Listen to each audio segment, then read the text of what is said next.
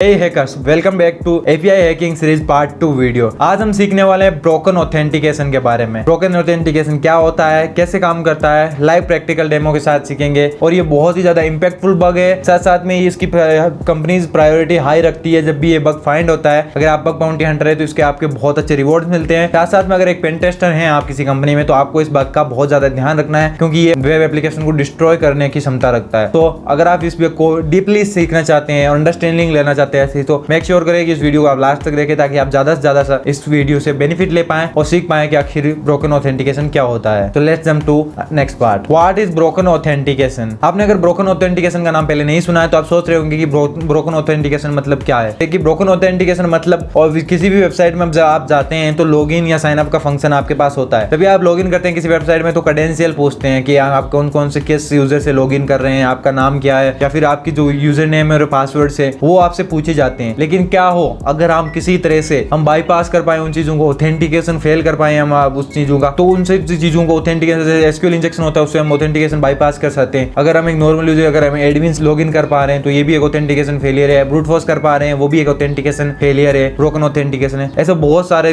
Bug से मैंने broken authentication को डिटेल में समझा रखा है इस वीडियो में। मैं आपको आई बटन में लिंक दे रहा हूँ और इसकी लिंक डिस्क्रिप्शन में भी दे रहा हूँ, जहां आप जाके इसको एक डीपली अंडरस्टैंडिंग के साथ अच्छे से समझ सकते हैं कि आखिर ये काम कैसे करता है। ये एपीआईज में एकदम सेम तरीके से इंप्लीमेंट होता है कि ब्रोकन ऑथेंटिकेशन वही सब चीजें होती है। लेकिन एपीआईज में आज के हम प्रैक्टिकल वीडियो में जब देखेंगे तो इसे देखेंगे कि इसे कैसे परफॉर्म किया जाए। लेकिन होता वही सब है। एपीआईज एक्सेस टोकन अगर लीक कर दे रही है तो हम इजीली उसको ब्रोकन ऑथेंटिकेशन हो गया, मतलब कहीं पे अगर एपीआई ऑथेंटिकेशन मांग रही है और उसका जो टोकन है वो लीक हो गया, तो उस टाइम पे क्या होगा, तो हम उस टोकन को यूज करके उस एपीआई से वो डाटा निकलवा सकते हैं जो कि हम एक्सेस नहीं कर पा रहे थे पहले। कोई वीक एपीआई हो, सिक्योरिटी वीक हो एपीआई की, ब्रूट फोर्स कर पा रहे हैं हम किसी एपीआई पे, वो सब चीजें ब्रोकन ऑथेंटिकेशन में आती है किसी भी एपीआईज में। तो अगर आप इसकी डीपर अंडरस्टैंडिंग चाहते हैं, जैसे मैंने पहले कहा कि आप उस वीडियो को जाके देख लीजिए, वहां पे मैंने ब्रोकन ऑथेंटिकेशन को बहुत अच्छे से समझाया है। और बाकी जो पोर्शन रहेगा वो हम प्रैक्टिकल में देखेंगे, जहां पर आपकी बहुत अच्छी अंडरस्टैंडिंग बिल्ड हो जाएगी। So let's jump to practical video. Okay, तो अब हम ब्रोकन यूजर ऑथेंटिकेशन है उसका प्रैक्टिकल देख लेते हैं कि आगे प्रैक्टिकली ये चीजें कैसे काम करती है। आप लाइव किसी वेबसाइट पे जब आप पेन टेस्टिंग कर रहे होंगे, या फिर तुम्हारे पास एक यहाँ पे डिजिटल करेंसी को बाय और सेल करने के लिए वेबसाइट है, उसका यूज करेंगे। यहाँ पर हमारे पास साइन इन एक फंक्शन है। तो हम मान लीजिए कि आप किसी डाटा ब्रीच से आपको किसी का यूजर नेम और पासवर्ड मिल जाता है, तो हम उसमें ये जो यूजर नेम और पासवर्ड है मुझे किसी डाटा ब्रीच से मिले हैं, और ये वेबसाइट भी आपको जब 5 स्टेप पहले के अगर आप देखेंगे इसमें, तो वो उसी में यही समझाती है कि डाटा ब्रीच क्या होते हैं, उससे पासवर्ड कैसे मिल सकते हैं। वो हमारा पार्ट नहीं है, हम सीधा प्रैक्टिकल पे जंप करेंगे। आप चाहें तो उनको देख सकते हैं, लिंक आपको हमेशा की तरह इस लैब की डिस्क्रिप्शन में मिल जाएगी। तो मैं सीधा लॉग इन करता हूँ इनको, इन यूजर नेम और पासवर्ड से जो हमें मिले हैं कहीं से।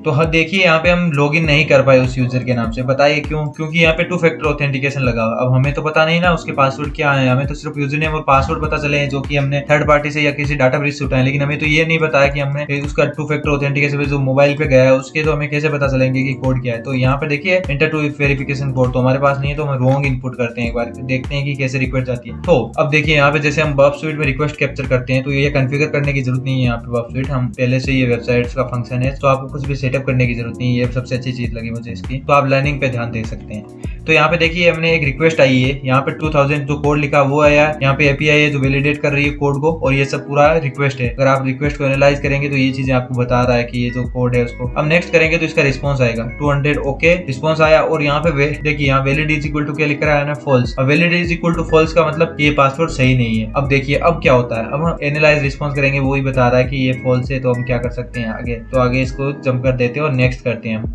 अब यहाँ पे देखिए, अब यहाँ पे हमें पता है कि अगर हम इसको टेस्ट करना चाहें तो हमें तो पता है कि कितना 2000 था ना, मतलब कितने पासवर्ड हो सकते हैं, 4 डिजिट के पासवर्ड। और 4 डिजिट के पासवर्ड को आसानी से हम ब्रूट फोर्स कर सकते हैं अगर वेबसाइट ने ऑथेंटिकेशन पर एक ब्रूट फोर्स नहीं लगा रखा कि आप ब्रूट फोर्स नहीं कर, या फिर मिटिगेशन नहीं लगा सके ब्रूट फोर्स के लिए। तो हमारे पास एक python.py नाम की फाइल है जिससे हम ये कर सकते हैं, जैसे आप बब स्वीट में इंट्रोडर से करते हैं। अगर आपको बब स्वीट यूज करना नहीं आता तो उसके लिए मैंने वीडियो बना रखी है, आप उसे जाकर देख सकते हैं। मैंने उसमें डिटेल आपको पूरा बिगिनर गाइड बताई है, तो आप उसको जाकर देख सकते हैं। लेकिन यहाँ पे हम इसे पाइथन फाइल से थ्रू करेंगे। तो यहाँ पे आप देख पा रहे हैं ट्राई कर रहा है अलग अलग कोड। ये रॉन्ग कोड का हमें पता है, इनवैलिड कोड आ रहा है। तो देखिए यहाँ पे इसने फाइंड भी कर लिया। यहाँ पे क्या फाइंड हुआ है 2047, इसने राइट पासवर्ड फाइंड कर लिया। तो ऐसे ब्रोकन यूजर ऑथेंटिकेशन कैसे हुआ है? क्योंकि इसने सही से ऑथेंटिकेशन पे सही से चीजें नहीं लगाई, ऑथेंटिकेशन का सही सिस्टम नहीं बनाया। ऑथेंटिकेशन सही बनाने का मतलब क्या होता? अगर इसने सही से ऑथेंटिकेशन बनाया होता तो सही से वहां पे यूजर नेम और पासवर्ड के लिए कॉन्फ़िगरेशन सही करता, वहां पे ये मेक श्योर करता कि ये चीजें ना ओपन हो रही हो, ये चीजें कोई ब्रूट फोर्स नहीं कर पा रहा हो, कोई बार बार हिट एंड ट्राई का मेथड नहीं यूज कर पा रहा। लेकिन इसने नहीं किया, इसलिए ये ब्रोकन यूजर ऑथेंटिकेशन हो गया। अब हम नेक्स्ट जंप करेंगे तो यहाँ पे हमने जो मिला है वो हम कॉपी करके पेस्ट कर देंगे और एज ए यूजर के लॉगिन हो जाएंगे।